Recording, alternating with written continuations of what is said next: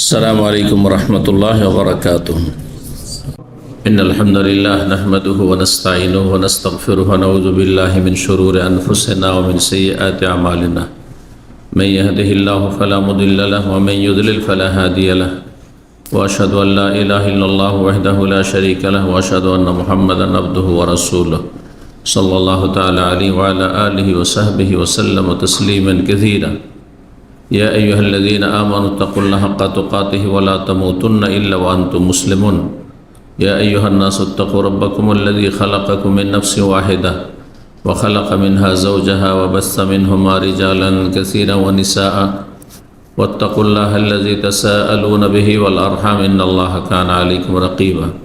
يا أيها الذين آمنوا اتقوا الله وقولوا قولا سديدا يصلح لكم أعمالكم ويغفر لكم ذنوبكم ومن يطع الله ورسوله فقد فاز فوزا عظيما. أما بعد فإن خير الحديث كتاب الله وخير الهدي هدي محمد صلى الله عليه وسلم وشر الأمور محدثاتها وكل محدثة بدعة وكل بدعة ضلالة وكل ضلالة في النار. أعوذ بالله من الشيطان الرجيم. وقالوا لا تنفروا في الحر قل نار جهنم أشد حرا لو كانوا يفقهون فليضحكوا قليلا وليبكوا كثيرا جزاء بما كانوا يكسبون. সম্মানিত ভাতৃমণ্ডলী, আল্লাহ রাব্বুল আলামিনের প্রশংসা এবং প্রিয় নবী সাল্লাল্লাহু আলাইহি সাল্লামের উপর সালাত ও সালামের পর আজ বৃহস্পতিবার 24শে মুহররম 1448 হিজরি মোতাবেক 9 জুলাই 2026 আমাদের সাপ্তাহিক বিষয়ভিত্তিক আলোচনার বিষয়বস্তু হচ্ছে গ্রীষ্মকাল থেকে এই গরমের মৌসুম থেকে শিক্ষণীয় বিষয়। আল্লাহ রাব্বুল আলামিনের প্রতিটি সৃষ্টিতে আমাদের জন্য বহুমুখী শিক্ষা রয়েছে। যেই শিক্ষা যে যতটা বেশি গ্রহণ করতে পারবে, অর্জন করতে পারবে, সে ততটা বেশি আল্লাহ রাব্বুল আলামিনের নৈকট্য অর্জনে সহযোগিতা পাবে এবং সেই ব্যক্তি তত বেশি আল্লাহর প্রতি খাঁটি ইমানদার হতে পারবে। এই জন্য কোরআনে কারিমে আল্লাহ রাব্বুল আলামিনের রুবুবিয়াত অর্থাৎ আল্লাহর যে কাজ, তাওহীদের রুবুবিয়াত বলা হয় আল্লাহর কাজে আল্লাহর একত্ব প্রতিষ্ঠা করা। আল্লাহ রাব্বুল আলামিনের যে সমস্ত কাজ আল্লাহর সৃষ্টির ক্ষেত্রে, এসব বিভিন্নভাবে আল্লাহ রাব্বুল বর্ণনা করেছেন। কিসের জন্য? যিনি তোমাদের সব কিছুই করেন, তোমাদেরকে সব কিছুই তোমাদের প্রয়োজনীয় দিয়ে থাকেন, তিনি একমাত্র সত্যিকারের ইবাদতের হক রাখেন। যিনি দেন তিনি ইবাদতের হক রাখেন। তাওহীদে রুবুবিয়ত দ্বারা আল্লাহর কাজে আল্লাহ এক, তার শরীক নেই। সুতরাং আল্লাহর ইবাদতও তোমরা বান্দারা তোমাদের কাজে আল্লাহর শরীক স্থাপন করিও না। তাওহীদে রুবুবিয়ত দ্বারা তাওহীদে উলুহিয়তের দিকে আহ্বান করা। তো আল্লাহ রাব্বুল আলামিনের যে সমস্ত কাজ, তার একটি হচ্ছে মানুষের যাবতীয় প্রয়োজন যেগুলি, সে সমস্ত প্রয়োজন মেটানো। এই জন্য আল্লাহ রাব্বুল আলামিন আমাদেরকে দিন দিয়েছেন, তার পাশাপাশি রাত দিয়েছেন। শুধু যদি দিন থেকে যেত সবসময়, রাত না হতো, তাহলে আমাদের বড় অশান্তির কারণ হতো। বহু দিক থেকে আমরা ক্ষতিগ্রস্ত হইতাম, হয়তো আমাদের জীবনযাপনও সম্ভব হইতো না। শুধু রাত যদি থাকতো সবসময়, কোরআনে এই কথাটিও বর্ণনা করেছেন যে সবসময় যদি রাতের অন্ধকার থাকতো, তাহলে তোমাদের জন্য বহু দিক রয়েছে জীবনের, যেই দিকগুলিতে তোমাদের দিন ছাড়া কোনো উপায় ছিল না, জীবনযাপনের কোনো উপায় ছিল না। আল্লাহ রাব্বুল তাও বর্ণনা করেছেন যে দিনকে আল্লাহ রাব্বুল কী করেছেন? ওয়াজআলনাল লাইলা লিবাসা ওয়াজআলনান নাহারা মাআশা। রাতকে আল্লাহ আবরণ করেছেন, যেন কাপড় দিয়ে যেমন শরীর ঢেকে রাখেন। অন্ধকার হইলেই আরামের সাথে ঘুম আসে, আলোতে আরামের ঘুম আসে না। এক শ্রেণীর মানুষ আমাদের অধিকাংশ মানুষের এটা প্রকৃতি হচ্ছে, অন্ধকার না হলে ঘুমিয়ে আসবে না। আর যদি কারো আসে, অভ্যস্ত হয়ে গেছে হয়তো অনেক চেষ্টা করে, কিন্তু সেই আরামদায়ক ঘুম আসবে না, তাহলে অন্ধকারের প্রয়োজন রয়েছে। এছাড়া বহুমুখী হেকমা রয়েছে। এক কথায় যে কথা বলতে চাইছি, আল্লাহ রাব্বুল আলামিন প্রতিটি সৃষ্টিতে বহুমুখী হেকমা রয়েছে। হেকমা মানে রহস্য, তত্ত্ব। জি, এমন কিছু রয়েছে যা আমরা জানি না। সামান্য কিছু হয়তো সায়েন্সের জগতে উদ্ঘাটন করেছে, তাও সেগুলো অনুমান ভিত্তিক কথা। সেটা অনেক ক্ষেত্রে সত্য, অনেক ক্ষেত্রে অবাস্তব হইতে পারে।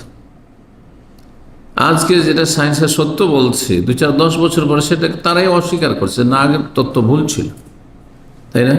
তাহলে মানুষের জ্ঞান হচ্ছে সীমিত, সেটা যে কোনো স্তরের মানুষ হোক না কেন।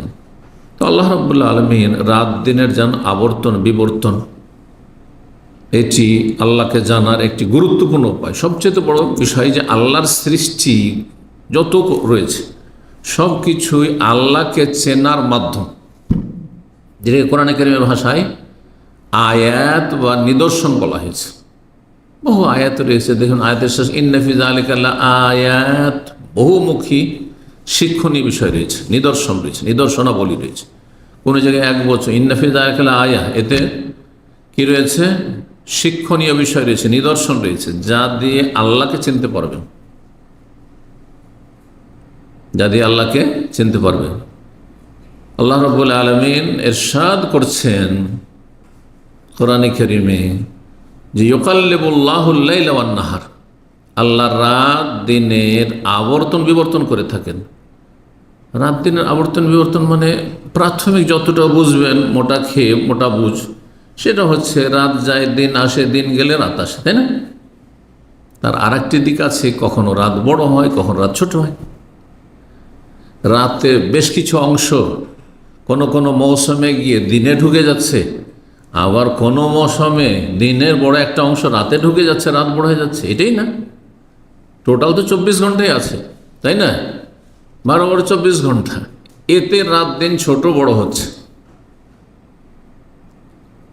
আমরা হয়তো এশিয়ায় বাস করি, আমরা বেশি পার্থক্য বুঝি না, হয়তো 3-4 ঘন্টার পার্থক্য হয়তো হচ্ছে, তাই না?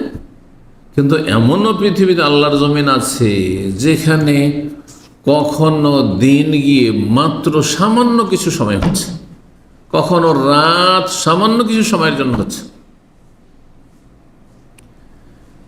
যেমন দিন রাতের আবর্তন বিবর্তন, তেমনি হ্যাঁ বেশ কিছু দিন রাতের মাধ্যমে মৌসুমের পরিবর্তন, সিজনের পরিবর্তন। তার একটি হচ্ছে আশ-শিতা ওয়াস-সাইফ। আল্লাহ সূরা কুরাইশে বলছেন রিহলাতুশ শিতায়ে ওয়াস-সাইফ। আরবরা শীতকালে একটা ব্যবসায়ী সফর করতো ব্যবসা বাণিজ্যের জন্য, বিশেষ করে মক্কার লোকেরা, তাদের কথা এখানে আল্লাহ উল্লেখ করেছেন। আর আরেকটা সফর করতো, ব্যবসা বাণিজ্যিক সফর করতো গ্রীষ্মকালে, গরমের দিনে। গরমের দিনে কোথায় ভালো লাগে? হ্যাঁ, গরম দেশে ভালো লাগে না ঠান্ডার দেশে? হ্যাঁ, গরমের দিনে ঠান্ডার দেশে ভালো লাগে। হ্যাঁ, কাজ করতে সুবিধা হয়, ব্যবসা করতে সুবিধা হবে, বসবাস করতে সুবিধা হবে, বিনোদন করতে সুবিধা হবে, সব দিক থেকে চলাফেরা করতে সুবিধা হবে। আর শীতকালে গরমের দেশে, গরমের দিনে শীতের দেশে, ঠান্ডার দেশে, আর ঠান্ডার দিনে গরমের দেশে। উত্তর অঞ্চল সাধারণত দক্ষিণের তুলনায় ঠান্ডা, সেজন্য সামদেশে তখন কাছের ঠান্ডা এলাকা হচ্ছে সামদেশ। জি, সেই দেশে মক্কার লোকেরা সফর করত। দক্ষিণ দিকে ইয়ামান, আরো এই ইয়ামানে গরম বেশি, তো শীতকালে তখন এইদিকে সফর করত। উত্তর অঞ্চলের মাল সামান নিয়ে এসে কিছু এখানে বিক্রি হলো, তারপরে চলে না দক্ষিণ দিকে। দক্ষিণ দিক থেকে সেই ইয়ামান থেকে ভারতের সাথে যোগাযোগ, বাংলাদেশ বর্তমান ওইসব দেশ আরও দূর দূরান্ত পর্যন্ত, হ্যাঁ যোগাযোগ, সেসব দেশে পণ্য পৌঁছিত। জি, তো এই যে শীত আর ঠান্ডা, না শীত আর গরম, বা গ্রীষ্মকাল আর শীতকাল, এতে বহুমুখী শিক্ষা রয়েছে, বহুমুখী শিক্ষা রয়েছে। কয়েকটি বিষয় বললো। তার প্রথম বিষয় এটি হচ্ছে দিন রাতের আবর্তন বিবর্তন, মৌসুমের পরিবর্তন, শীতকাল আর গ্রীষ্মকাল হওয়া, কখনো বর্ষা বৃষ্টি তো কখনো খরা, ইত্যাদি। এতে বহুমুখী আল্লাহর হেকমত রয়েছে, রহস্য রয়েছে। এগুলি যদি আলোচনা শুধু হেকমত যেটুকু আমরাই জানি, সীমিত জ্ঞান নেই, সেইটুকু বললে অনেক সময়ের প্রয়োজন রয়েছে। উদাহরণস্বরূপ আপনারা চোখের সামনে দেখতে পাচ্ছেন, একটু চিন্তা করলে কিছু কিছু ফসল বা ফল রয়েছে যেগুলো গরম অঞ্চল ছাড়া বা গরমের সিজন ছাড়া হবে না। ফলমূল গরমের সিজন ছাড়া চলবে না। কিছু কিছু ফলমূল আল্লাহ রাব্বুল আলামিন বা রিজিক, আমাদের রিজিক আল্লাহ, সে ফলমূলই হোক অথবা খাদ্যদ্রব্য শস্য হোক, সেগুলি শীতকাল ছাড়া হবে না, বা ঠান্ডা অঞ্চল ছাড়া হবে না। জি, কিছু কিছু পশু প্রাণী রয়েছে যেগুলি ঠান্ডা দেশ ছাড়া গরমের দেশে বাঁচবে না, জীবনযাপন করে না। আবার কিছু এর বিপরীত রয়েছে। তাহলে সামান্যগুলো চিন্তা করেন তো, আল্লাহ রাব্বুল আলামিন এক কথায় সৃষ্টিতে কি রয়েছে, অনেক রহস্য রয়েছে। এগুলি কার জন্য? সব আমাদের জন্য। একই রকম খাবার যদি সবসময় দেওয়া হয় তো বিরক্ত হবেন না, তাই না? বহুমুখী আল্লাহ রিজিক আমাদের জন্য রেখেছেন। যেসব রিজিকগুলি পাওয়ার জন্য ঠান্ডারও প্রয়োজন রয়েছে আর গরমের প্রয়োজন রয়েছে। কিছু খাবার দাবার আমরা ফলমূল পাই গ্রীষ্মকালে বা গরম অঞ্চল থেকে আসে, আর কিছু পাই ঠান্ডা মৌসুমে অথবা ঠান্ডা অঞ্চল থেকে আসে। তারপরে চিন্তা করুন, আমরা যখন শীতকাল ছিল, যেসব দেশে খুব বেশি ঠান্ডা আবার বেশি গরম, যেমন আরব দেশে কিছু কিছু অঞ্চল আছে যদি তাপমাত্রা এতটা বুঝতে পারছেন না, কারণ স্থায়ী নয়। এখানকার আবার আবহাওয়া দ্রুত পরিবর্তনশীল। রাত্রে হিউমিডিটি থাকা যাচ্ছে না, আর সকালে আবহাওয়া এত সুন্দর। আজকে সকালবেলা মনে হচ্ছে যে শীতকাল চলে এসছে। আমার যারা ফজর পড়তে গেছেন অবশ্যই উপলব্ধি করেছেন, রোদ হওয়ার পরে না, ফজরের সময় কথা হচ্ছে। চিন্তা করেন আপনি, হঠাৎ করে পরিবর্তন। শীতকালে এখানে দেখেছি সাধারণ পোশাকে চলে এসেছি, তারপরে আলোচনা শেষ করে আর নিচে বাইরে যাওয়া যায় না, এত ঠান্ডা, দ্রুত পরিবর্তনশীল। এই জন্য কষ্টটা কম লাগে। কিন্তু যেসব অঞ্চলগুলিতে নাজদে, যেমন রিয়াদ, আল কাসিম, যখন ঠান্ডা পড়ে চলছে মাসকে মাস ঠান্ডা। মদিনার ঠান্ডা, আমরা মদিনায় লেখাপড়া করেছি, থেকেছি। মদিনার ঠান্ডা দামামের সাথে কিছুই তুলনাই চলে না। এত ঠান্ডা যে দেশের ঠান্ডাও ফেল, এত কষ্ট লাগতো প্রথম। অথচ ঠান্ডা বরদাস্ত করে অভ্যাস আছে দেশেও, আমাদের দেশেও শীতকাল ঠান্ডা পড়ে। সুবহানাল্লাহ, বলতে হাড়ে ঢুকে যাচ্ছে এই ঠান্ডা, হাড়ে ঢুকে যাচ্ছে। আর ঠান্ডা চলছে কন্টিনিউ চলছে 2-3 মাস 4 মাস। আবার যখন গরম, তো এত গরম। জি, আজকে না, কিছুদিন আগে এই হজ মৌসুমে বলছে, এক পরিবার এসছে হজের জন্য, আমাদের নিকট আত্মীয়। বলছে মসজিদের নববীর বাইরে যে ছাত্রটাতে বললেন দেওয়া আছে না, খোলা চত্বর, এখানে তো সলাৎ হয়। মাগরিবের সলাতে দাঁড়ানো যায় না, পা রাখা যায় না, জুতা স্যান্ডেল খুলে পা রাখা যায় না। তাহলে কত গরম, চিন্তা করুন তো দেখি, তাই না? আচ্ছা, এটা যদি একই অবস্থা থেকে যেত, হেকমা, একই অবস্থায় যদি থেকে যেত, সবসময় গরম, তাহলে মানুষের জীবনযাপন মুশকিল হয়ে যেত। গোটা বছর যদি 12 মাসে গরম হইত, গোটা বছর যদি শীত হতো, ঠান্ডা হতো, তাহলে অশান্তির শেষ থাকতো না। কারণ মানুষ এভাবে বরদাস্ত করতে পারে না। কিছু সময় ঠান্ডা বরদাস্ত করলেন, হালকা হোক আর বেশি হোক, আর তারপরে কিছু সময় গরম বরদাস্ত করলেন। ইন্নামা আল উসরি ইউসরা, যখন গরমে কষ্ট লাগছে, আরে আর কি, এই তো সেপ্টেম্বর পার হলে অক্টোবরে তো নর্মাল হয়ে যাবে। কথা বুঝতে পারছেন? আবার যখন ঠান্ডা পড়বে, আছে চলো খুব ঠান্ডা, কত আর থাকবে, মার্চ আসলে তো স্বাভাবিক হয়েই যাবে, ঠিক না? চিন্তা করো, এগুলো হচ্ছে হেকমা, রহস্য। এইরকম হাদিস ওয়ালা হারাজ বলে শেষ করা যাবে না যে আল্লাহ রাব্বুল আলামিন যে রাত দিনের আবর্তন বিবর্তন, মৌসুমের আবর্তন বিবর্তন আর বিভিন্ন রকমের পরিবর্তন মানব জীবনে রেখেছেন। এমনকি মানুষের যে আয়ুর বিভিন্ন স্তর রয়েছে,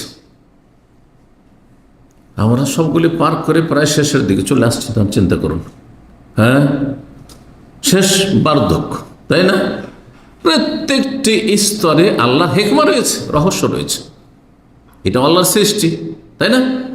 যৌবন আল্লাহর সৃষ্টি, বাল্য জীবন আল্লাহর সৃষ্টি, আর তারপরে যতগুলি স্তর রয়েছে, হ্যাঁ, এক সময় শক্তিশালী, এক সময় দুর্বল, এক সময় একবারে পর ছাড়া চলাই সম্ভব ছিল না, বরং নিজের খাবার গ্রহণ করারও ক্ষমতা ছিল না, না দিলে হ্যাঁ বলারও ক্ষমতা ছিল না। বহু শিক্ষণীয় বিষয় রয়েছে।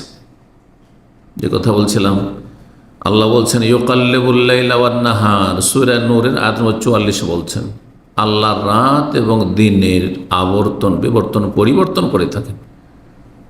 ইন্না ফি যালিকা লাইবরা, নিশ্চয় এতে শিক্ষণীয় বিষয় রয়েছে। ইবরাতুন মানে শিক্ষণীয় বিষয়। অধিকাংশ আয়াত নিদর্শন, সৃষ্টিগত বিষয়গুলি যেগুলি দ্বারা আল্লাহকে চেনা যায়, এটি হচ্ছে আয়াতুন কওনিয়া, সৃষ্টিগত আয়াত।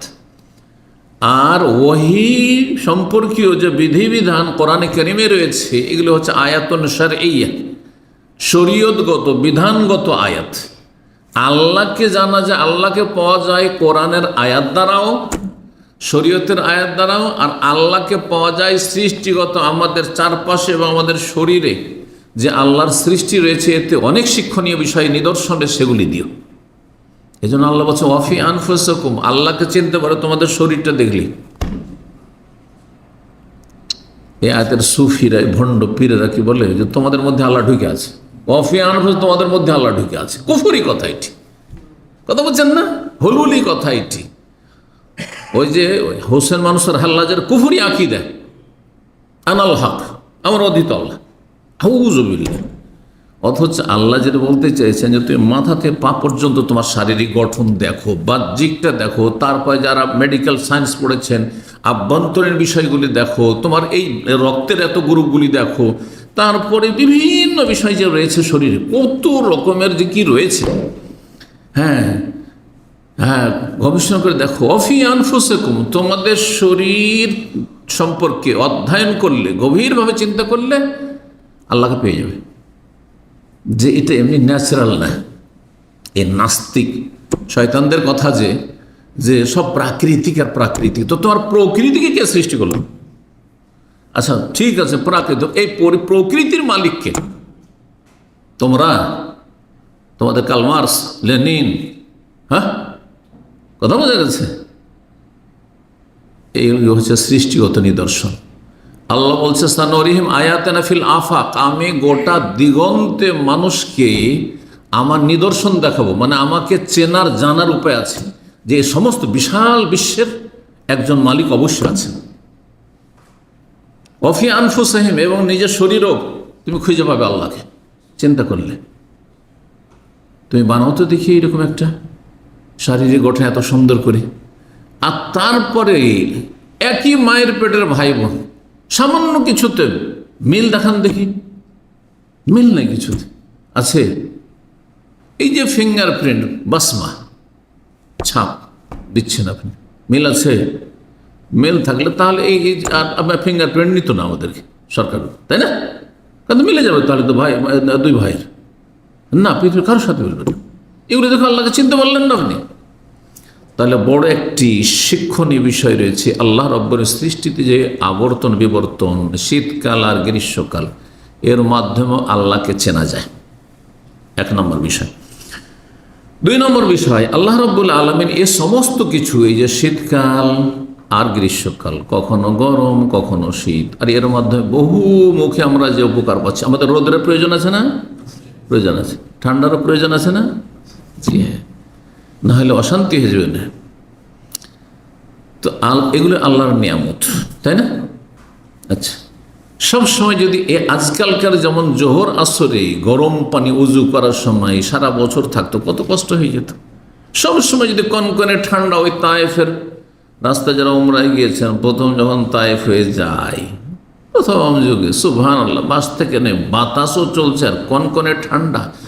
আর ঠান্ডা পানি ছাড়া কোথাও আপনার ওই পেট্রোল পাম্পে হ্যাঁ গরম পানির ব্যবস্থা নেই। উজু করতে কি সালাত পড়তে হবে, কেমন করে তেমন করব। উজু করতে মানে যেখানে পানি পৌঁছে সেখানে মানে কেটে পড়ে যাচ্ছে। আপনাদের অভিজ্ঞতা আছে একটু, মনে হচ্ছে শরীর কেটে পড়ে যাচ্ছে। আল্লাহু আকবার। আল্লাহ রাব্বুল আলামিন যে এই সমস্ত কষ্টদায়ক বস্তুগুলি থেকে আমাদের আত্মরক্ষার উপায় দিয়েছেন।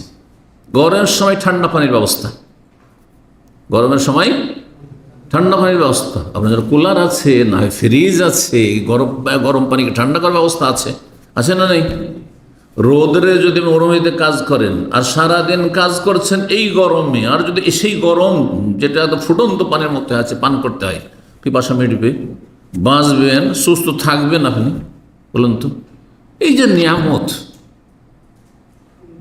এই নিয়ামতের কোনোদিন আমরা অনুভূতি আমাদের মধ্যে পয়দা করেছি যে আল্লাহ কত বড় নিয়ামত, যে ঠান্ডা, এত গরমের দেশে এত ঠান্ডা পানি পাচ্ছি আমি, আমার ফ্রিজের মাধ্যমে হোক আর আমার ঘরে রেখে হোক আর যেভাবে হোক না কেন।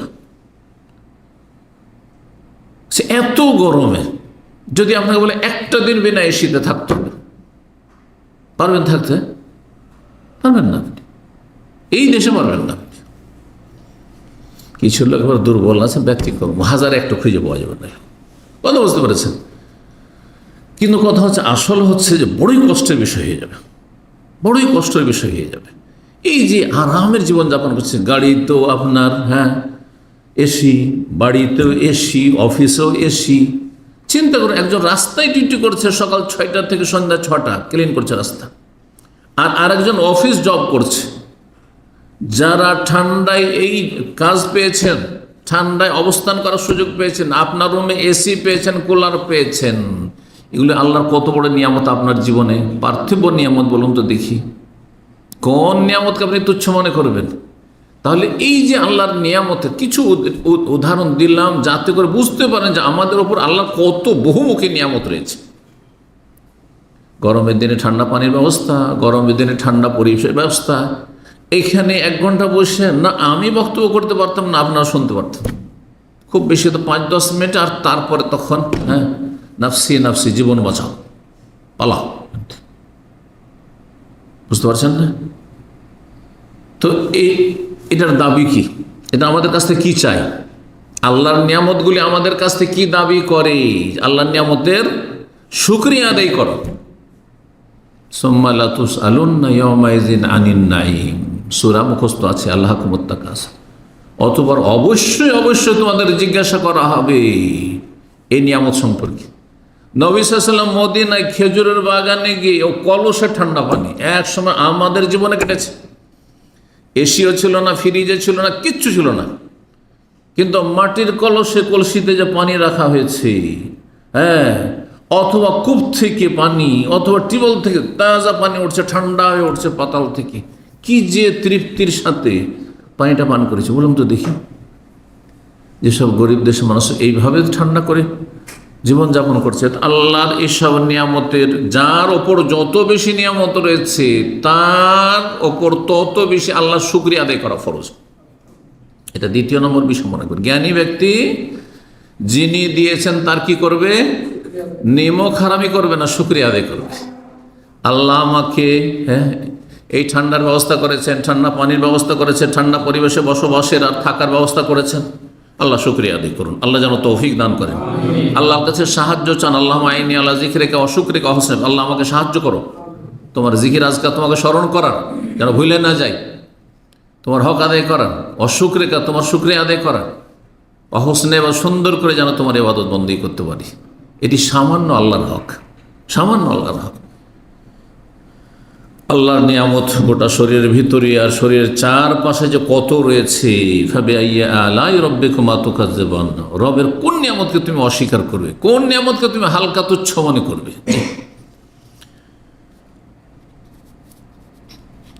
3 নম্বর যে বিষয়টি, সেটা হচ্ছে যে যাদের কাছে আল্লাহ পয়সা দিয়েছেন, এক শ্রেণীর মানুষরা নিজের পরিবার পরিজন সহ গরমের দিনে গরম থেকে পয়সা আছে ঠান্ডার দেশে চলে যাচ্ছেন। কিসের জন্য? শরীরকে আরামে রাখার জন্য। কিছুদিন একটু আরামে থেকে আসি, আরামে ঘুরে আসি। আবার ঠান্ডার দেশে যারা বসবাস করছেন, ইউরোপে, আমেরিকা, কানাডা, ওইসব ঠান্ডার দেশে, আপনার রাশিয়া ইত্যাদি, যেসব দেশগুলি ঠান্ডা দেশ এক কথায়, এইসব দেশে ঠান্ডায় থেকে থেকে বিরক্ত হয়ে যায়, যার ফলে সেখানকার পর্যটকরা, টুরিস্টরা গরমের দেশে আসছে বিনোদন করার জন্য। দেখতে পাচ্ছেন এগুলো, দেখতে পাচ্ছেন। পয়সাওয়ালাদের কাছাকাছি থাকলে আরও বেশি বুঝতে পারে যে কী করে, কত কত পয়সা এই ক্ষেত্রে তারা ব্যয় করে। এবং এটা একটা মুখ্য ইনকাম সোর্স সারা পৃথিবী বিভিন্ন দেশের, পর্যটন, ট্যুরিজম। তো এই যে আল্লাহ রাব্বুল আলামিনের এই নিয়ামতগুলি, অর্থ সম্পদ দিয়েছে, শরীরটাকে আরাম দিচ্ছেন, আপনি গরমের দেশ থেকে পলায়ন করে ঠান্ডার দেশে কিছুদিন ঠান্ডা থেকে আপনি বিরক্ত হয়ে যাচ্ছেন, কষ্ট পাচ্ছেন, বাঁচার জন্য গরমের দেশে আপনি ঘোরাফেরা করছেন। কোনোদিন চিন্তা করেছেন এগুলো নিয়ে? শুকরিয়ার বিষয়টি তো বললাম। এর চেয়ে বেশি গরমের কথা কোনো সময় চিন্তা করেছেন?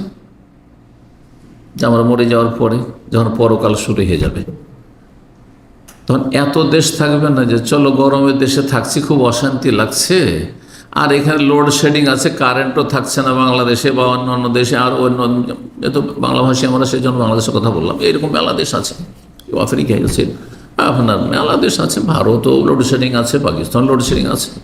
আরব দেশে না হয় দেখছেন যে কখন লোডশেডিং সাধারণত দেখি না, তাই না? এখান থেকে বিভিন্ন দেশে পয়সা আসে, চলে যাচ্ছেন আপনি আরাম করার জন্য, গরম থেকে বাঁচার জন্য। কিন্তু দুনিয়া থেকে যেই দিন বিদায় হয়ে যাবে, রোজ যখন চলে যাবে, কোথায় যাবে? যদি আপনি কিছু আল্লাহর হক আদায় করে গিয়ে থাকেন, ফরজ ওয়াজিব আদায় করে গিয়ে থাকেন, হারাম নাজায়েজ থেকে বেঁচে থাকেন, তাহলে তো ইল্লিনে যাবে আর আরাম পাবে আপনার আত্মা। আর না হলে সিজ্জিনে থাকবে, জাহান্নামের শাস্তি পেতে থাকবে। নবী সাল্লাল্লাহু আলাইহি সাল্লাম সেই কবরের জীবন সম্পর্কে বলেছেন, জান্নাতে ভালো মানুষ যখন মারা যাবে তখন মুনকার নাকির উঠিয়ে প্রশ্ন করার পরে প্রশ্নের জবাব যখন দিয়ে দিবে, চিন্তা করুন তো, তখন কি বলবেন ফেরেশতা? আকাশ থেকে ঘোষণা হবে আল্লাহর ফেরেশতাদের পক্ষ থেকে, আল্লাহর পক্ষ থেকে ফেরেশতারা বলবেন, ইফরিশুহু মিনাল জান্নাতি ওয়ালবাসুহু মিনাল জান্নাতি ওয়াফতাহু লাহু বাবানাল জান্নাত। এর জন্য জান্নাতের বিছানা বিছিয়ে দাও, জান্নাতের পোশাক পরিয়ে দাও, জান্নাতের দরজা খুলে দাও, আর শীতল ঠান্ডা বাতাস আসতে থাকো, সুখে শান্তিতে থাকো। আল্লাহু আকবার। পক্ষান্তরে জাহান্নামী যখন লা আদরি, কোনো জবাব দিতে পারে, ফরজ ওয়াজিব আদায় করেনি, হারাম জীবনযাপন করেছে, পাপে লিপ্ত থেকেছে, আর সে অবস্থায় আসামের কাঠগড়ে হাজির হয়েছে, মালাকুল মউত নিয়ে গিয়ে হাজির করেছে। ওনাদা মুনাদিম মিনাস সামা, আকাশ থেকে একজন ঘোষণা দেবে, ফেরেশতা মুনকার নাকিরকে জানাবে, আযাবের ফেরেশতাদেরকে, যে ফাফরাশুহু মিনান নারি ওয়ালবাসুহু মিনান নারি ওয়াফতাহু লাহু বাবান ইলান নার, জাহান্নামের পোশাক পরিয়ে দাও, জাহান্নামের বিছানা বিছিয়ে দাও, এবং জাহান্নামের দরজা খুলে দাও। জাহান্নামের সেই তাপ, কেমন তাপ হবে? সূরা তাওবার আয়াত নম্বর 81 আল্লাহ ইরশাদ করছেন, মুনাফিকরা, তাবুকের যুদ্ধ হয়েছিল একেবারে গ্রীষ্মকালে, প্রচণ্ড গরমের সময়, এই সময়গুলি ছিল। আর এই সময় আবার খেজুরও পাকে, জুলাইয়ের পরে আগস্ট, এই সময় খেজুর পাকতে যাচ্ছে এখন। পরীক্ষা, এইদিকে খেজুর, মদিনার বাগানে মুনাফিকদের বাগান রয়েছে। ফসল পাকার সময় কৃষক বাড়ি থেকে বাইরে কোথাও যাবে, এটা একজন কৃষকের জন্য সম্ভবই না, তাই না? কঠিন বিষয়, একটা বড় পরীক্ষার বিষয়। আর ওইদিকে তাবুকের যুদ্ধ ফরজ হয়েছে, আর এইদিকে কলমা পড়েছে মুনাফিকরা, শুধু মৌখিক কলমা পড়েছে। আর মুমিনরা, তারা সত্যি অন্তর থেকে কালেমা পড়েছে, তারা বিশ্বাস করেছে। মুমিনদের জন্য পরীক্ষা, যে তুমি তোমার খেজুরের বাগানের খেজুর পাকাকে প্রাধান্য দিচ্ছ না আল্লাহর হুকুমকে, যে বেরিয়ে পড়ো, ইনফিরু খিফাফান ওয়া সিকালান। সূরা তাওবাতে আল্লাহ বলেছেন, থাক আর না থাক মাল সামান, টাকা পয়সা, রসদ, বেরিয়ে পড়ো, তাবুকে যেতে হবে যুদ্ধের জন্য। বড়ই পরীক্ষার বিষয়। তখন এই মুনাফিকরা নিজেরা তো যাবেই না, বিভিন্ন বাহানা করছে, কিন্তু মুমিন মুসলিম সমাজে বলতো যে এত গরমে একদিকে খেজুর পাকছে, ফসল উঠে আসবে, ফল উঠে আসবে, আর আরেকদিকে এত গরম, আর তাবুকে যাওয়া যায় সম্ভব? এত 700 কিলোমিটারও বেশি সফর করে। ওয়াকালু, এই মুনাফিকরা বলেছিল একে অপরকে, কুপরামর্শ দিয়েছিল, লা তানফিলু ফিল হার, এই গরমে মদিনা থেকে বের হয়েও না, যেও না, বাড়িতেই থাকো, নিজের বাগানেই থাকো। আল্লাহ বলছেন, কুল, হে নবী, এই মুনাফিকগুলিকে বলে দাও, মদিনার এই মুসলিম পাপিষ্ঠদেরকে বলে দাও, কিয়ামত পর্যন্ত যারা আল্লাহ বিধান মেনে চলেন না, পাপের জীবন যাপন করে, ফরজ অজবের পরোয়া করেন না, তাদেরকে বলে দাও, কুল নারু জাহান্নামা আসাদ্দু হারান, জাহান্নামের আগুন এর চাইতে অনেক অনেক কঠিন গরম, আসাদ্দু হারান লাউ কানু ইয়াফকাহুন। এরা যদি বিষয়টি বুঝতো, এরা নির্বোধ, লাউ কানু ইয়াফকাহুন, এদের যদি একটু বুঝ থাকতো যে এই গরম থেকে পালাচ্ছ তুমি, তাড়াতাড়ি করে রাস্তা গাড়ি থেকে নেমেছ, দৌড় দিয়ে এসে আপনি এসির রুমে ঢুকছেন, আপনি বাসায় ঢুকে যদি দেখেন যে এসি চালায়নি, আপনার পরিবার আছে, মাথা খারাপ হয়ে যাচ্ছে। জি, আমাদের অবস্থার কথা বলছি, চিন্তা করুন আপনি। তারা যদি বুঝতো, ফালিয়াযহাকু কালিলা ওয়ালিয়াবকু কাসীরা, সুতরাং এত হাসাহাসি করিও না, এত দুনিয়া নিয়ে মত্ত থেকো না, ওয়ালিয়াবকু কাসীরা, বেশি বেশি কান্না করো জাহান্নামের আগুন থেকে বাঁচার জন্য, আল্লাহর ভয়ে, আল্লাহর আযাবের ভয়ে। এবং যেই ব্যক্তি আল্লাহর আযাবকে ভয় পাবে, সেই ব্যক্তি আল্লাহর আযাব থেকে নিজেকে বাঁচানোর জন্য ভালো আমল করবে আর খারাপ কাজ থেকে, খারাপ কথা থেকে বেঁচে থাকবে। এটি হচ্ছে আমাদের শিক্ষণীয় বিষয়।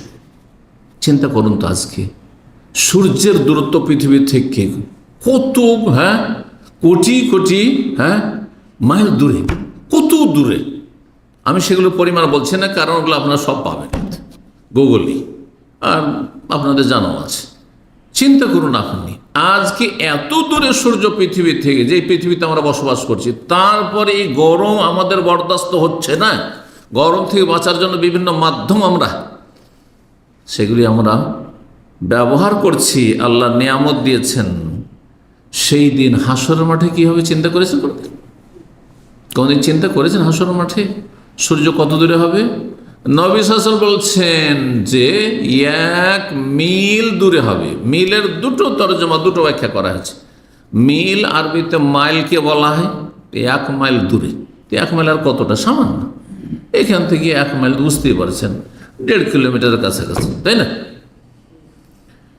1 মাইল, মাত্র 1 মাইল দূরে, চিন্তা করুন। অথচ কোটি কোটি মাইল দূরে আছে, তারপরে এই গরম বরদাস্ত হচ্ছে না, দুনিয়ার গরম। তখন কি করে বরদাস্ত হবে আপনি চিন্তা করুন। আর একটি অর্থ যদি নেওয়া যায়, তাহলে তো আরো চিন্তার বিষয়, যে সূর্য মাত্র কত দূরে মাথা থেকে,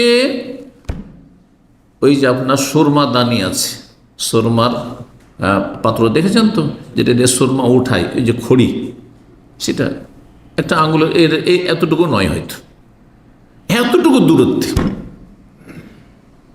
নবী সাল্লাল্লাহু আলাইহি ওয়াসাল্লাম হাদিসে কি রয়েছে, সেই সময় মানুষের আমল অনুযায়ী নিজের ঘামে নিজেই কি করবে, অবস্থান করবে।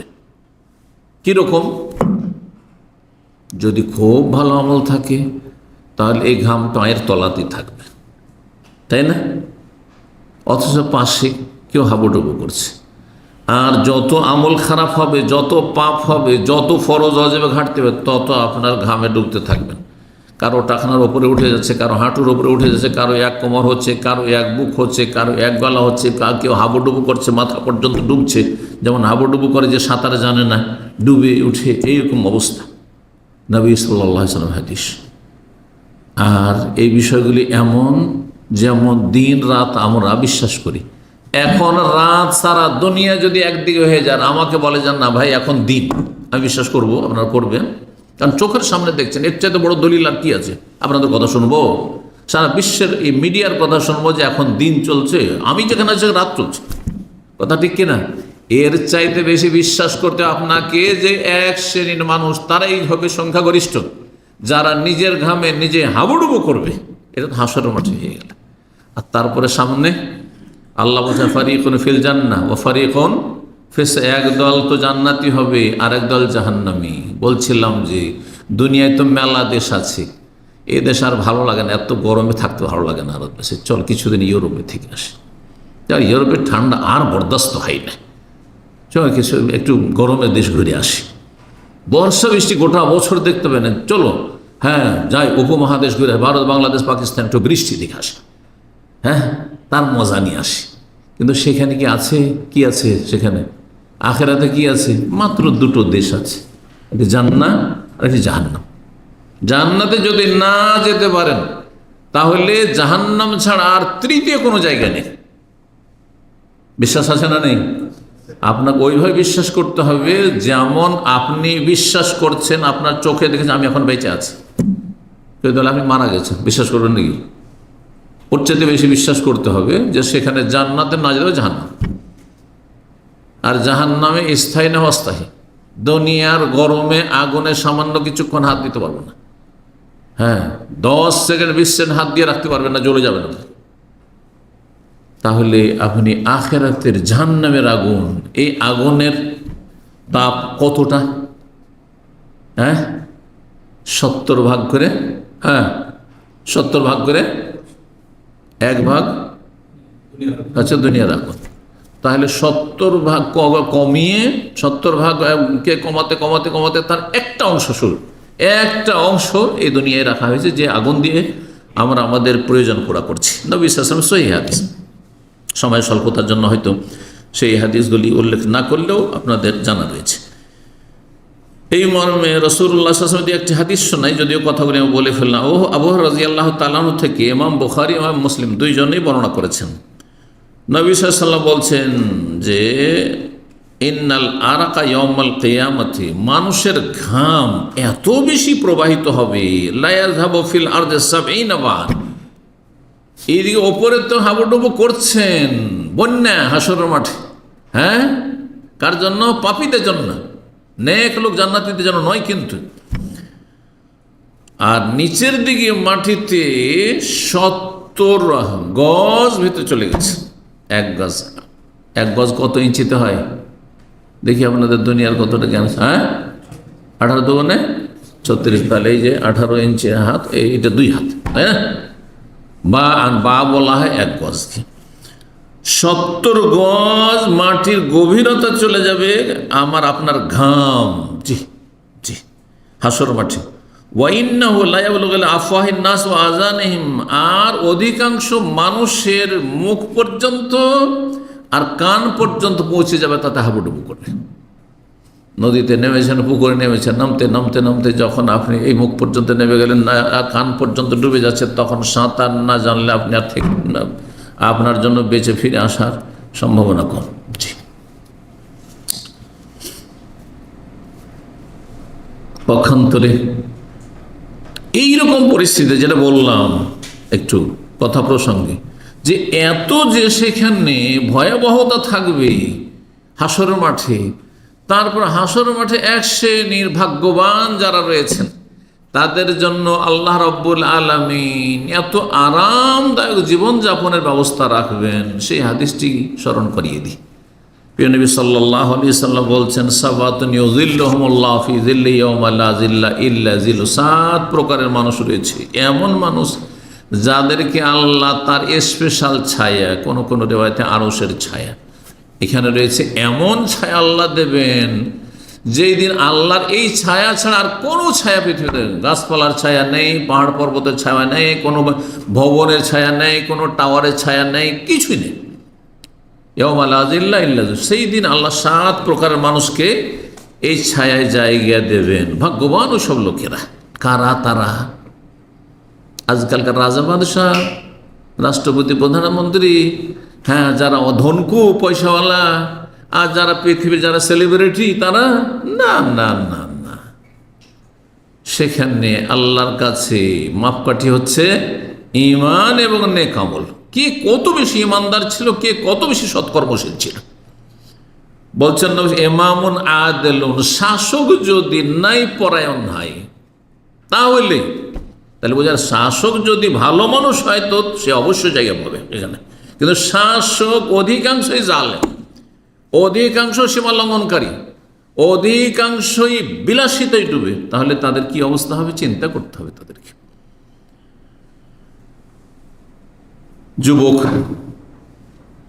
যুবকের কোনো চিন্তা থাকে না, কারণ বাপের হোটেলে খাচ্ছে, মা পাকাচ্ছে, আর বাপ খরচ করেছে আরামে, ঘরে বাইরে লেখাপড়া যেখানে যাবে খরচের ওর কোনো চিন্তা নেই। ওর চিন্তা যে কি খরচ করব, শুধু কোথাতে পয়সা, ওই চিন্তাই নেই, তাই না? কখন চিন্তা? যখন কাঁধে দায়িত্ব পড়েছে এখন সংসারের, তখন। ওয়াশাবুন নাশা ফি ইবাদাতিল্লাহ, এমন যুবক যে সবসময় আল্লাহর ইবাদতে তার প্রতিপালন, ছোট থেকে আল্লাহর ইবাদতবন্দি করে আসছে, 7 বছর থেকে ট্রেনিং নিয়েছে, 10 বছর ট্রেনিং করে সাবালক হওয়ার আগেই সে 5 ওয়াক্ত নামাজি হয়ে গেছে। নিয়মিত সে রমজান মাসের সিয়াম পালন করেছে আর আল্লাহর হক আদায় করেছে, হারাম থেকে বেঁচে থেকেছে। নাশা ফি ইবাদ, আল্লাহর ইবাদতে যার প্রতিপালন হয়েছে, যার যৌবন ভালো তার সব ভালো। এমন লোক খুব কম পাবেন যে যৌবন কালে সে খুবই ভালো মানুষ ছিল, খুব ভালো ছেলে ছিল, আর 25-30 বছর হওয়ার পরে খারাপ হয়ে গেছে। খুব কম পাবেন, এটা বিরল। কারণ এই সময়টা খুব মারাত্মক সময়।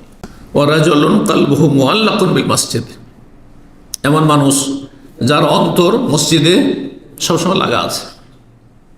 কখন যাব মসজিদ, কখন আজান হবে, কখন নামাজটা আদায় করবো, কখন জাগবো, মসজিদে গিয়ে জামাত ধরবো, ফজরে হোক আর অন্য কোনো সময় হোক।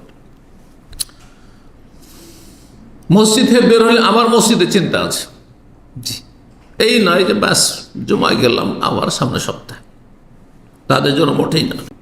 আর কি, গুনার জন্য রাস্তা উন্মুক্ত। আজকাল এমন এমন জামানায় আমরা, ফিতনার জামানায়, যে পাপের রাস্তা কি প্রশস্ত, উন্মুক্ত। পাপ করতে চান, কেউ কিছু বলবে না।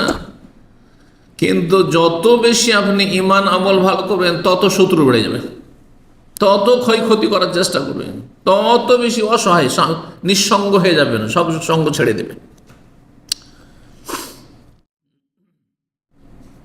এই ফিতনার জামানায় নারী ফিতনাতে বেঁচে থাকলেন, পয়সার ফিতনাতে বেঁচে থাকলেন, অথচ সুযোগ সুবিধা ছিল সমস্ত হারাম কাজ করার, কিন্তু তারপরে বেঁচে থাকে। ইন্নী আখাফুল্লাহ, আমি আল্লাহকে ভয় করি।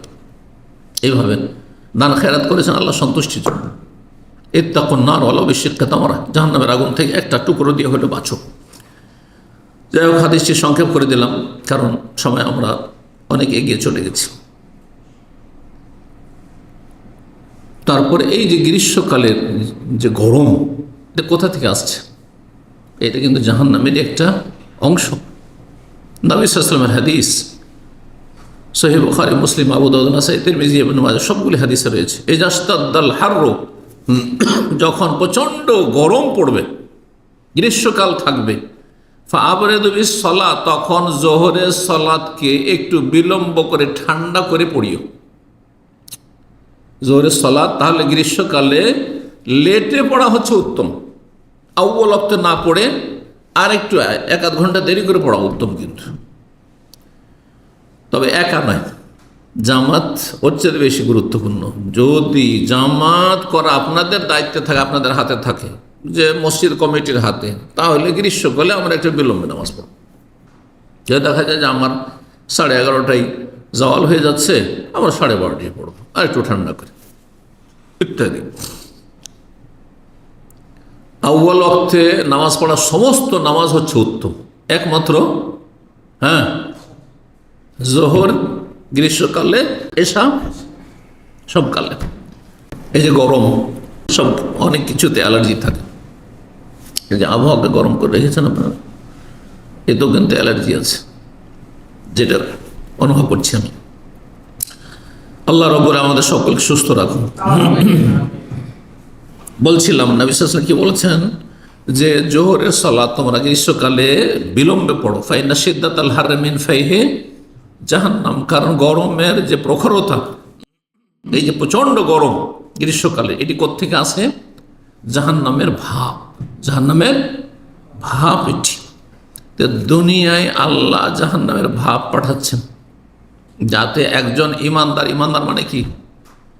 আপনি শুধু 4টা কথা বিশ্বাস করবেন না, এইটাও বিশ্বাস করতে হবে যে জাহান্নামের ভাব থেকে কি আসছে? এই গরম আসছে। আল্লাহ এসব থেকে শিক্ষা নেওয়ার তৌফিক দান করেন। 7 নম্বর যে বিষয়টি, দুনিয়ার সুখী আসল সুখী না। দুনিয়ার সুখী আসল সুখী না, বরং আসল সুখী ওই ব্যক্তি, যে ব্যক্তি স্থায়ী জগতে সুখী, চিরস্থায়ী সুখী। সামান্য কিছুদিন খুব সুখে আমোদ ফুর্তি করলেন, খুব আপনি বিলাসিতার জীবনযাপন করলেন, কি মূল্য? তারপরে জাহান্নামে চলে গেলেন, আগুনে জ্বলতে হলেন। এই মর্মে একটি হাদিস শোনাই। সহিহ মুসলিমের হাদিস, আনাস রাদিয়াল্লাহু তাআলা বর্ণনা করছেন, বলছেন কালা রাসূলুল্লাহ সাল্লাল্লাহু আলাইহি ওয়াসাল্লাম বলেন, ইউতা বিআনআমি আহলি দুনিয়া ইয়াউমাল কিয়ামাহ, কিয়ামতের দিনে দুনিয়ার সবচাইতে ভোগ বিলাসী ব্যক্তিকে, সবচাইতে সুখের জীবন, যারা বড় বড় ধনকুব আর যারা বড় বড় নেতা, তারা এইরকমই বিলাসিতা জীবন যাপন করছে, কোনো আয়েশ আরামের অভাব নাই, যা চাইছে তাই পেয়েছে। সাধারণ মানুষ কি পাচ্ছেন? তাকে নিয়ে আসা হবে, দুনিয়ায় জীবনে কোনোদিন কষ্ট পায়নি, খিদার কষ্ট পায়নি, পিপাসার কষ্ট পায়নি, গরমের কষ্ট পায়নি, শীতের কষ্ট পায়নি, কোনো কষ্ট পায়নি জীবনের। সবসময় তার পিছনে চিকিৎসক লেগে আছে, এমনিতে প্রতিদিন চেক আপ হইতে আছে, এর সব ঠিক আছে, তো চলতে আছে। কত ডাক্তার যে এক একজনের পিছনে লেগে আছে, চিন্তা করুন। সমস্ত নিয়ামত ভোগ করে এসছে দুনিয়ায়, কিন্তু আখেরাতে তাকে নিয়ে আসা হবে হাসর মাঠে। নিয়ে আসার পর ফেল, সেখানে গিয়ে আখেরাতে ফেল। ফরজ ওয়াজিব আদায় করেনি, 5 ওয়াক্ত সালাত ঠিক রাখেনি, রমজানের সিয়াম ঠিক রাখেনি, আল্লাহর হক নষ্ট করেছে, কাবিরা গুনাহে লিপ্ত থেকেছে, অথবা নাস্তিক ছিল, সেকুলার ছিল, জালেম ছিল, মানুষের উপর জুলুম করেছে, কি করা হবে তাকে? ফায়ুসবাগু ফিন্নার, জাহান্নামে ডুবিয়ে দেওয়া হবে। একবার ডুবিয়ে উঠিয়ে নয়, জাহান্নামে ফেলে দিয়ে সাথে সাথে আল্লাহ উঠিয়ে নেবে, আগুন থেকে সাথে সাথে উঠিয়ে নেওয়া হবে, সব সেবগা মানে একবার শুধু। সময় কালো, তারপরে ওই ব্যক্তিকে, দুনিয়ার সবচেয়ে বিলাসী ব্যক্তি, তাকে জিজ্ঞাসা করে, ইবনা আদম, হে আদম সন্তান, হাল রায়তা খায়রান কাত্ত, জীবনে তুমি কোনোদিন সুখ শান্তি পেয়েছো? তখন সে বলবে, আল্লাহ আরও জিজ্ঞেস করবেন, হাল মাররা বিকা নাইমুন কাত্ত, জীবনে কোনো নিয়ামত পেয়েছো, সুখের সামগ্রী পেয়েছো, আরামের কিছু পেয়েছো দুনিয়াতে না, বা কোনোদিন বিগত জীবনে? ফায়াকুল, সে বল, না ওয়াল্লাহি আল্লাহ তোমার কসম করে বলছি, জীবনে কোনো শান্তি পাইনি, জীবনে কোনো শান্তি পাইনি, জীবনে কোনো সুখ পাইনি, জীবনে কোনোদিন আরাম পাইনি। আল্লাহু আকবার, সমস্ত আয়েশ আরাম ভুলে গেছে, সমস্ত রাজত্ব আর সমস্ত আরাম, সমস্ত বিলাস সব ভুলে গেছে। নবী সাল্লাল্লাহু আলাইহি ওয়াসাল্লামের এই হাদিস। তারপর দুনিয়ার গরমের দিনে এমন খাবার খাচ্ছেন, এমন পানীয় পয়সাওয়ালারা, যেটা এই সময়ের জন্য উপকারী। শীতকালে এমন খাবার, এমন পানীয় যেটা আপনি সুস্থ থাকতে পারেন, করছে না? চিন্তা করুন তো, এই জীবনটা যদি আপনি সেই দিন হাজির হন নিঃস্ব হয়ে, আমল হারা হয়ে, আল্লাহর হক নষ্ট করে, আপনার অবস্থা কি হবে? আপনার খাবার, জাহান্নামীদের খাবার কি? জাহান্নামীদের খাবার হবে জারি নামক কাঁটাযুক্ত খাবার, জাকুম। তাদের পানীয় হবে জাহান্নামীদের রক্তপুঞ্জ, ফুটন্ত পানি, আর ছায়া হবে ইয়াহমুম। আল্লাহ বলছে ইয়াহমুম মানে ছায়াটাও গরম। এখন এমন ছায়াতে যদি যান, ঘরের মধ্যে ঢুকেছেন, কিন্তু ঘরে ঢুকলে যে আমাদের অফিসের যে রুমগুলো বা ক্লাসরুমগুলোতে এসি চালানো হয়, একটু ঢুকে দেখেন না, কিছুক্ষণ বসেন, তাহলে বুঝতে পারবেন। তারপরে তো 2 একদিন পর চলছে, তারপরে এই অবস্থা। চিন্তা করুন আপনি। তাহলে সেই জাহান্নামের আযাব থেকে, জাহান্নামের খাবার থেকে, জাহান্নামের পানীয় থেকে বাঁচার জন্য যথাসাধ্য চেষ্টা করতে হবে। আল্লাহ যেন তৌফিক দান করেন। আল্লাহ কোরআনে কারীমে ইরশাদ করছেন, ইন্না শাজারাতা যাক্কুম, নিশ্চয় যাক্কুম নামক গাছ, কাঁটাওয়ালা গাছ, তামুল আসিম, পাপিষ্ঠদের খাবার। কাদের খাবার? দুনিয়ার পাপীদের খাবার। কাল মোহলে ইয়াগলি ফিল বতুন, এমন হবে ফুটন্ত তেলের মতো। ফুটন্ত কোন তেল? যে ময়লা আবর্জনা, মানে তাতে ফ্রাই করে দেখছেন না, সাধারণ যেসব আপনার রেস্টুরেন্ট বাড়িতে দেখছেন, ফুটপাতে যারা কালো হয়ে গেছে তেল, একবারে পুড়িয়ে একবারে, আর তারপরে সেটা ফুটছে। ওই ফুটন্ত তেলের মতো হয়ে থাকে। ইয়াগলি ফিল বতন, যখন খাবে পেটে যাবে গরম আপনার পানীয় বা খাবার, তখন কি হয়ে যাবে? ইয়াগলি ফিল বতন, পেটে যা কিছু আছে, নাড়ি ভড়ি কাগালিল হামি, সব নাড়ি ভড়ি বেরিয়ে যাবে। ইউসারু বিহি মাফি বতুনি ওয়াল জুলুদ, নায়ক আল্লাহ বলছেন। লা ইয়াযুকুনা ফিহা বারদান ওয়ালা শারাবা, আল্লাহ না তো বলছেন জাহান্নামীরা যখন যাবে সেখানে না কোনো ঠান্ডা পাবে, না কো পান করার মতো পানি পাবে। ইল্লা হামিমা ওয়া গাসসাকা, ফুটন্ত পানি আর গাসসাক নামক কাঁটাযুক্ত খাবার। জাযাআম ওয়াফাকা, মানে পূর্ণরূপে বদলা, যেমন আদা খেয়েছো দুনিয়াতে তেমন স্বাদ পাও। জাযাআম ওয়াফাকা। ইন্নাহুম কানু লা ইয়ারজুনা হিসাবা, তাদের কোনো পরকালের হিসাবের কোনো চিন্তাই ছিল না। আল্লাহ বলছেন যার পরকালের হিসাবের কোনো চিন্তা নেই, দুনিয়া পেট পেট করে মরছেন কিন্তু পরকাল নিয়ে কোনো চিন্তা করলেন না, তাদের জন্য এই শাস্তি। আল্লাহ রাব্বুল আলামিন জাহান্নামের আযাব থেকে রক্ষা করুন। আল্লাহ রাব্বুল আমাদেরকে সার্বিক দিক থেকে সুস্থ রাখেন, বালা মুসিবত থেকে আল্লাহ হেফাজতে রাখেন। রব্বুল আলামিনের কাছে দোয়া করি আল্লাহ আমাদের গুনাহ খাতা যেন মাফ করে দেন। রব্বানা আতিনা ফিদ দুনিয়া হাসানা ওয়া ফিল আখিরাতি হাসানা ওয়া কিনা আযাবান নার। সুবহান রাব্বিকা রাব্বিল ইজ্জাতি আম্মা ইয়াসিফুন ওয়া সালামুন আলাল মুরসালিন ওয়ালহামদুলিল্লাহি রাব্বিল আলামিন।